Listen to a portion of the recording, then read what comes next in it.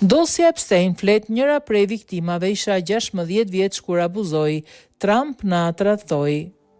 Haley Robson, një prej viktimave të pedofilit Jeffrey Epstein, ka dhënë së fundmi një dëshmi tronditse për mediat italiane, duke rrëfyer përjetimet e saj traumatike kur ishte vetëm 16 vjeç.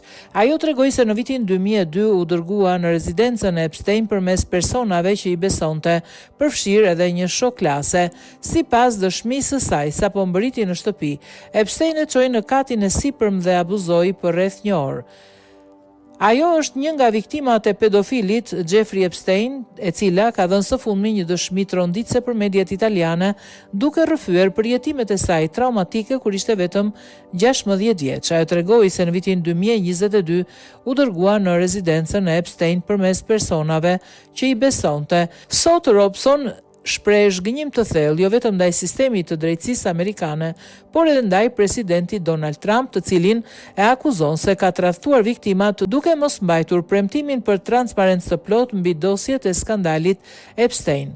E regjistruar si votuese republikane, Robson thotë se i kishte besuar deklaratave të Trump dhe se e vërteta do dilte në dritë. Megjithatë, sipas saj, kjo nuk ndodhi kur. Ajo pretendon se marrëdhënia mes Trump dhe Epstein ishte afër, duke shtuar se financieri mbante një fotografi të Trump në tavolinën e punës.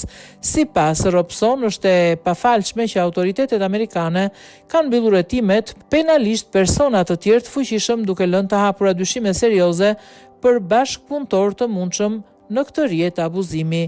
Përveç zhgënjimit politik, ajo denoncon edhe një skandal të fundit të Departamentit të Drejtësisë së Shteteve të Bashkuara të Amerikës, i cili publikoi gabimisht dhëna personale të 10 grave, përfshirë numra sigurime shoqërore, adresa dhe fotografi të vajzave të mitura pa asnjë censur. Pavarësisht traumave dhe trajtimit të vazhdueshëm psikologjik, Robson sot është shndruar në një aktiviste për mbrojtjen e grave dhe fëmijëve. Ajo thekson se neglizhenca e shtetit i ka bërë viktimat më të forta dhe më të vendosura për të kërkuar drejtësi.